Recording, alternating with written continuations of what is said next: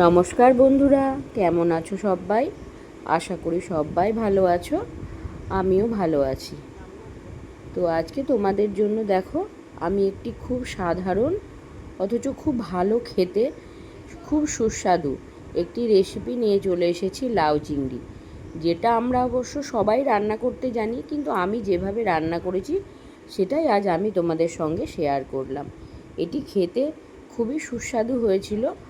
আর এর জন্য আমার এখানে নিয়ে নিয়েছি দেখো একটা লাউ। সেই লাউটাকে আমি খুবই ঝিরিঝিরি করে কেটে নিয়েছি। একটু সময় নিয়ে ধৈর্য ধরে একটু লাউটা যত ঝিরিঝিরি করে কাটা যাবে তত লাউ চিংড়িটার টেস্টটা আরও ভালো আসবে। তো লাউটা কেটে আমি ধুয়ে নিয়েছি। এবার দেখো আমি একটা কড়াই বসিয়ে নিয়েছি গ্যাসে। আর চিংড়ি মাছ, কুচো চিংড়ি আমি খুব ভালো করে ধুয়ে হলুদ আর নুন মাখিয়ে রেখেছি। এবার কড়াই বসিয়ে কড়াইয়ে আমি তেল দিয়ে দিলাম। তেলটা গরম হয়ে আসা পর্যন্ত আমি এখানে একটু অপেক্ষা করছি। তেলটা গরম হয়ে আসলে তেলের ভেতরে দিয়ে চিংড়ি মাছগুলো আমি ভেজে তুলে নেব। দেখো তেলটা আমার গরম হয়ে এসেছে। এবার এই তেলের ভেতরে আমি দিয়ে দেব কুচো চিংড়িগুলো দিয়ে একটু হালকা লালচে করে ভেজে আমি তুলে নেব। তেলের মধ্যে চিংড়ি মাছগুলো আমার ভাজা হচ্ছে। এবার একটু সময় লাগবে ভাজা হতে। দেখো আমার প্রায় ভাজা হয়ে এসেছে। কালারটা চলে আসলেই আমি এখান থেকে মাছগুলো তুলে নেব। দেখো চিংড়ি মাছটা খুব সুন্দর ভাজা হয়ে গিয়েছে। তো এবার এই মাছগুলোকে আমি একটা পাত্রে তুলে নেব। তারপরে দেখো তুলে নিচ্ছি।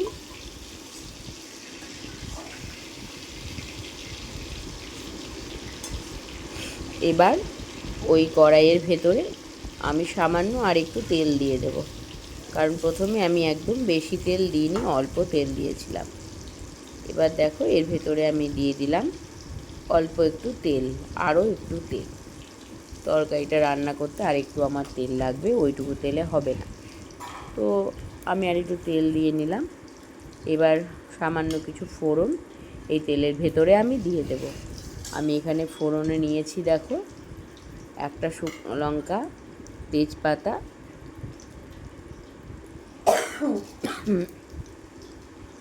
আর সামান্য একটু গোটা জিরে। এবার ফোড়নটা একটু ভাজা ভাজা হয়ে আসলে এর ভেতরে আমি দিয়ে দেব কেটে রাখা লাউটা। দেখো ফোড়নটা আমার ভাজা ভাজা হয়ে এসেছে। এবার আমি দিয়ে দেব লাউটা।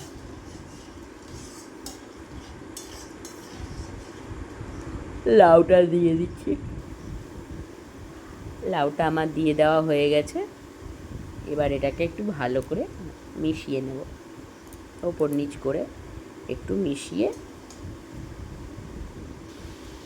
তার ভেতরে দিয়ে দেব নুন আর হলুদ। এবার আবার একটু ভালো করে মিশিয়ে নেব, যাতে সমস্ত লাউটাই নুন হলুদটা মিশে যায়।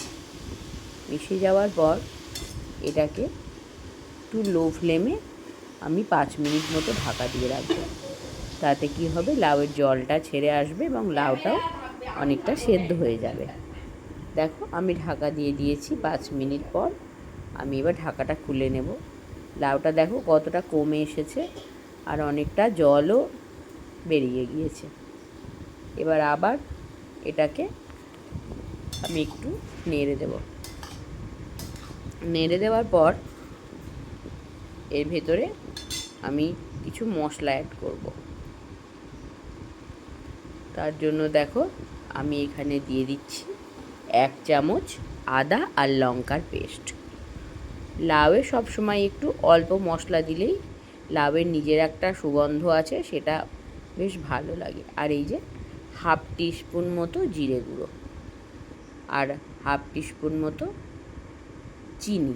লাউটা একটু মিষ্টি মিষ্টি ভালো লাগে বন্ধুরা। যদি তোমরা মিষ্টি না খাও তাহলে চিনিটা অ্যাভয়েড করতে পারো। তো এবার সব দিয়ে আবার ভালো করে একটু মিশিয়ে নিয়ে একটু সময় ধরে ভালো করে একটু মিশিয়ে নিতে হবে, যাতে মশলাটা সমস্ত লাউয়ের গায়ে মেখে যায়। এবার আরেকবার আমি এটাকে ঢাকা দিয়ে দেব। ঢাকা দিয়ে দেওয়া হবে যাতে জলটা অনেকটা টেনে আসে আর লাউটাও ভালোভাবে সেদ্ধ হয়ে যায়।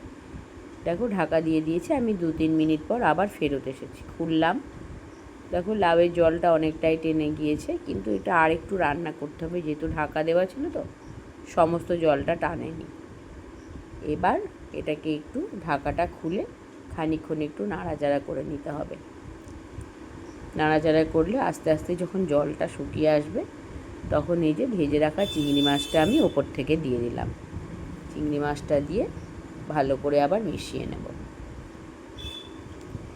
চিংড়ি মাছটা দেওয়ার পর আমি আরও 2-3 মিনিট মতন রান্না করব।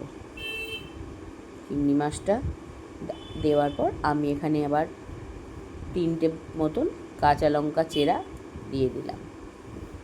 লাউয়ে একটু কাঁচা লঙ্কার সেন্ট আসলে লাউয়ের তরকারিটা খেতে বেশ ভালো লাগে। তো দেখো রান্নাটা আমার প্রায় হয়ে এসেছে, আর একটু ঢাকা দিয়ে দিলাম। এবার দেখো রান্নাটা আমার হয়ে গিয়েছে। আমি রান্নাটা এই লাউটা একটু মানে একদম শুকনো করে দিইনি, যেহেতু ভাত দিয়ে মেখে খেতে লাগবে, সেহেতু আমি রান্নাটা একটু মানে দেখো হালকা হালকা জল জল আছে, তো সেজন্য আমি রান্নাটা একদম শুকনো করে দিইনি। তারপরে একটু দিয়ে দিলাম গরম মশলার গুঁড়ো, খুব সামান্য গরম মশলার গুঁড়ো দিয়েছি। এবার একটু ভালো করে মিশিয়ে নিলাম। লাউটা আমার রান্না হয়ে গিয়েছে। এবার এটা আমি একটা বলে তুলে নেব, সার্ভ করে নেব।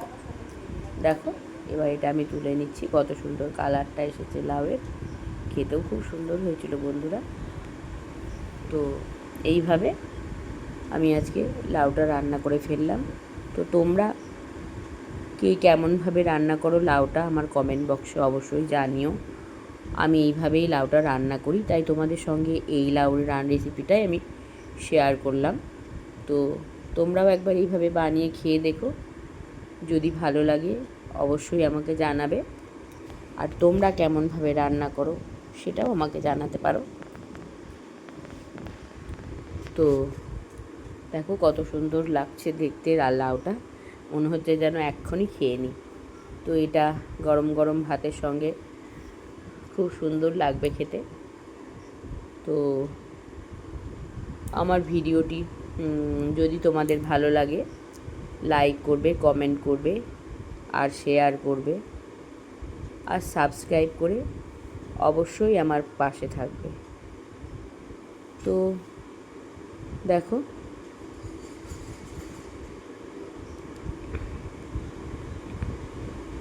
সবাই ভালো থেকো, সুস্থ থেকো। আজকের মতন এটুকুই, নমস্কার। সবাই আমার পাশে থেকো প্লিজ।